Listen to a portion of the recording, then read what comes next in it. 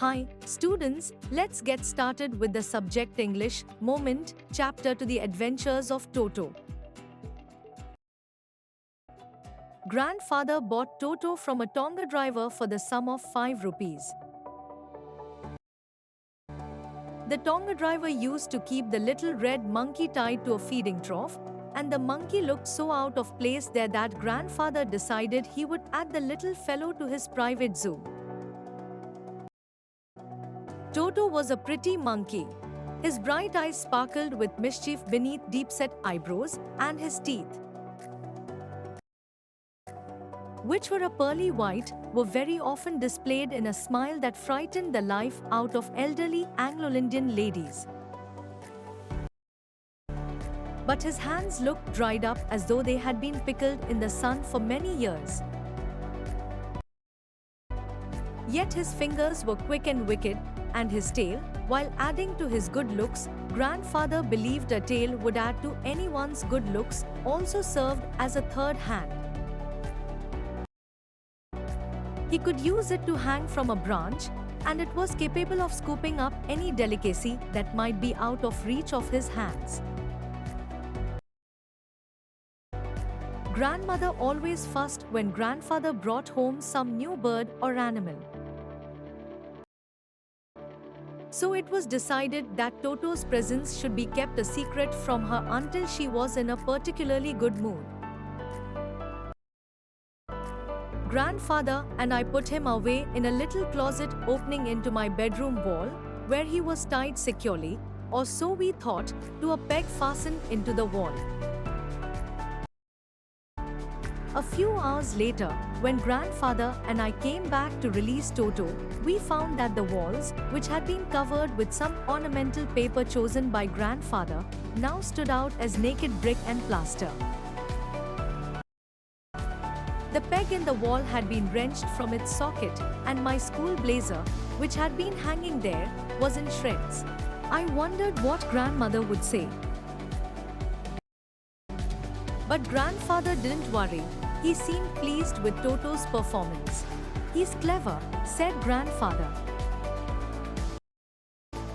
"Given time, I'm sure he could have tied the torn pieces of your blazer into a rope and made his escape from the window."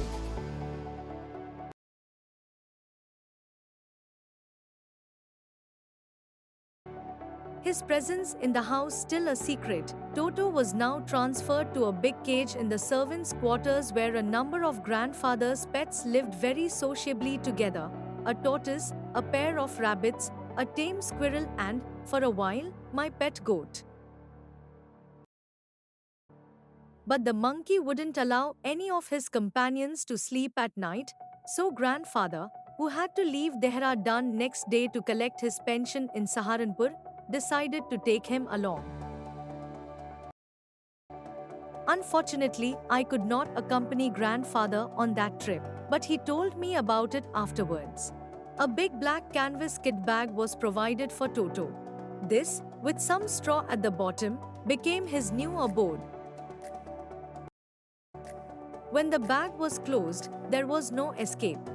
Toto could not get his hands through the opening, and the canvas was too strong for him to bite his way through. His efforts to get out only had the effect of making the bag roll about on the floor or occasionally jump into the air, an exhibition that attracted a curious crowd of onlookers on the Dehradun railway platform. Toto remained in the bag as far as Saharanpur, but while grandfather was producing his ticket at the railway turnstile, Toto suddenly poked his head out of the bag and gave the ticket collector a wide grin. The poor man was taken aback, but, with great presence of mind and much to grandfather's annoyance, he said, "Sir, you have a dog with you. You'll have to pay for it accordingly." In vain did grandfather take Toto out of the bag. In vain did he try to prove that a monkey did not qualify as a dog, or even as a quadruped. Toto was classified a dog by the ticket collector, and 3 rupees was the sum handed over as his fare. Then grandfather, just to get his own back, took from his pocket our pet tortoise and said, "What must I pay for this, since you charge for all animals?" The ticket collector looked closely at the tortoise, prodded it with his forefinger, gave grandfather a pleased and triumphant look, and said, "No charge. It is not a dog." When Toto was finally accepted by grandmother, he was given a comfortable home in the stable, where he had for a companion the family donkey, Nana.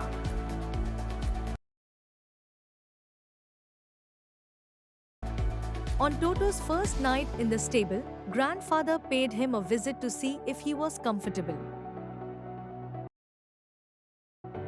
To his surprise, he found Nana, without apparent cause, pulling at her halter and trying to keep her head as far as possible from a bundle of hay.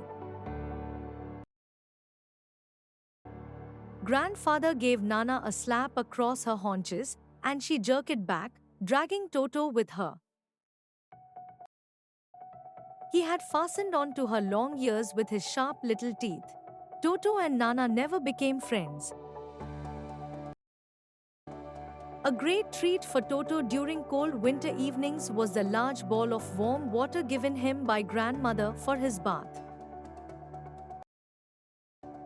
He would cunningly test the temperature with his hand, then gradually step into the bath, first one foot, then the other, as he had seen me doing, until he was into the water up to his neck. Once comfortable, he would take the soap in his hands or feet and rub himself all over. When the water became cold, he would get out and run as quickly as he could to the kitchen fire in order to dry himself.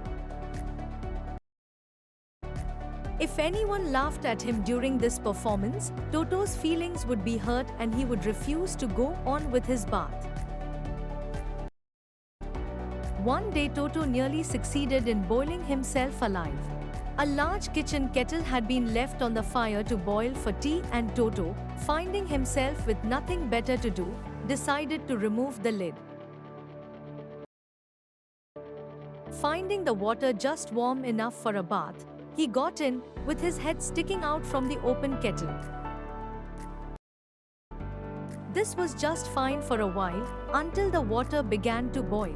Toto then raised himself a little, but, finding it cold outside, sat down again.